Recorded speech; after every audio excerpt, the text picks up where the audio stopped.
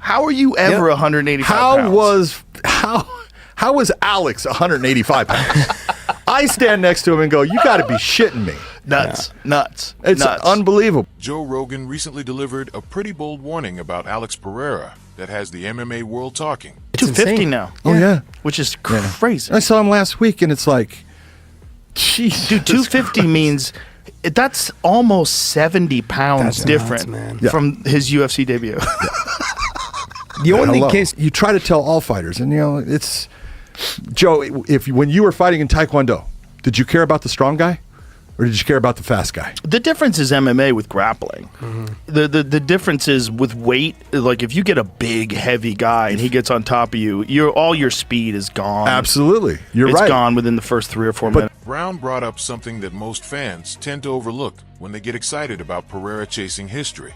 On a recent episode of the JR MMA show, he pointed out that Pereira is now walking around at 250 pounds, which is a staggering number when you put it into context.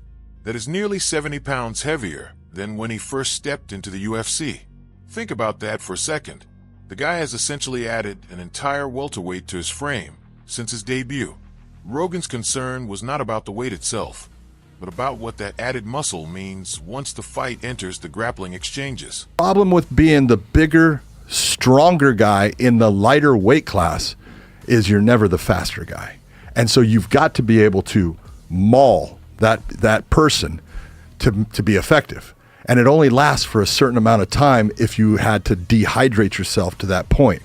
Where speed is always there when someone has it to a point, unless they get tired. And that speed is hard for you to handle. Pereira versus Gane is a striking matchup on paper, and both men are clearly accomplished on the feet. But the analytical community seems surprisingly unified in how they view this fight, and it is not exactly going Pereira's way when it comes to predictions. An eye poking Pereira, and Pereira doing, the Jamal Hill thing where he calls off the ref and then sleeps Ciryl Gane on the White House card. Alex Pereira had an opportunity to become a 3-time world champ against Ciryl Gane. Ciryl Gane, people are talking about this. The infinite title shot glitch. He's back again. I don't know. Hey, Ciryl Gane looked good in that fight against Tom. Ciryl's going to be hard to knock out in the first round because he does stick and move. He's not going to sit there and trade with Pereira. He's going to jab. He's going to move. He bounces around, like you said, a light guy. Tom Aspinall, who is arguably the most credible voice in the entire heavyweight division, given that he holds the actual title, made a compelling case for why Gane could be the most technically complex opponent Pereira has ever stood across from. He carries a lot of power at light, heavy and middle, but he's also fighting a lot smaller guys whose punch resistance is a lot less. So, in my opinion, a big factor of why he's knocking these guys out is because he's a lot bigger than them. And a guy like Ciryl Gane, who's used to taking punches off big heavyweights, he didn't get hurt off Francis Ngannou for 5 rounds, which is one of the biggest punches in the division. I don't know if his punch resistance will be as good at heavyweight. Also, Alex Pereira is very good when he fights light heavyweights or middleweights who don't move a lot. Ciryl Gane is a massive heavyweight who moves a lot, moves really well, really fluid on his feet, in and out, judges the distance really well and stuff like that. Francis Ngannou, who actually beat Gane for the heavyweight title back in 2022, also sees this fight leaning toward the Frenchman in ways that might surprise casual fans. Ciryl Gane, how do you see that match? Does size really matter in heavyweight? Yes, size matters, but I think Pereira has a decent size for heavyweight. This is a big guy. The fight they might be the same weight. So what would you say for a guy like Ciryl Gane going up against a hard hitter like Alex Pereira? This is a good matchup for him. Heavy hand, but stationary, doesn't move as much. Ciryl Gane's movement is different. It's problematic. It's very problematic for him trying to get on his nerve. Ciryl is very agile and Pereira is very stationary. And he doesn't officially have a wrestling that can respond. But again, they might be working on something that we haven't seen yet. But Cyryl's style is different and give him an edge on this case. Jorge Masvidal offered a more grounded take that will probably resonate with the people who believe in Pereira. He acknowledged that the opening rounds are going to be brutally difficult for Poatan. Gane's footwork is elite, his defensive awareness is sharp, and he genuinely has the tools to make the early portions of this fight look very one-sided. I think he has a tough time the first 2 rounds. I think he ends up getting a late stoppage. He's gonna be he's definitely, as the later rounds go on, I think he's gonna have the advantage because he has such experience in longer fights. I think Gane's footwork, those first 2 rounds are gonna be very, very hard to get by that defense. You know, he keeps your range and he keeps you just at arm's length as he's moving. Will Gane try to wrestle or make it ugly, clinch, put him against the fence?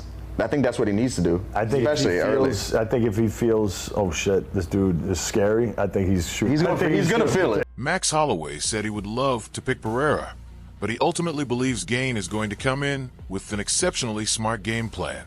Holloway was clear in praising Pereira as a legend and noted how historic it would be if he actually pulled this off and became the first 3-division champion in UFC history. Gane, I'd like to say Alex Pereira, but I think Gane is gonna fight really smart, bro. I think Gane gonna fight really smart against him. Pereira's a legend if you get, bro, first 3-division champ, bro. Ciryl Adesanya, who has his own complicated history with Pereira, came out and said he wants his old rival to win. What made his take interesting was that he did not just offer blind loyalty. He acknowledged that Gane is genuinely slick, that he can move and outmaneuver opponents, and that he carries real knockout power of his own. I hope Alex wins. That's crazy. Like 3 times. Yeah. Gane's no joke, and Gane can dance around him. Gane's slick to knock him out as well. But I think Alex can knock him out too. Then there is heavyweight contender Cortez Acosta, who sparked some real conversation with a take that goes against the gut instinct of most fans. He argued that Gane is actually the better striker of the two, and his reasoning was not about power, but about versatility and adaptability. His point was that Gane's striking has been shaped and refined specifically for the chaos of MMA, where takedowns, clinch work, and cage pressure all affect how you have to strike. You believe that Ciryl Gane beats Alex Pereira, right? In like opponents, yeah. But there'd be like a 2x2 punch. I think Alex Pereira gets. So you're not sure who wins. It could go either way. I guess either way. Who do you want to fight for the title? Either way. I know it no matter who win. Both of them as Pereira win, I want to fight him. But Ciryl Gane win, I want to fight him. No matter what person is. Who's the better striker between the two? Ciryl Gane. You think Ciryl Gane's a better striker than Pereira? Yeah, I think so because it's more versatility, like moving back, moving outside. Yeah, this is dynamic and that kind of our martial art. In boxing is different. Sure. You know, in martial arts, the Ciryl Gane have it more well-rounded.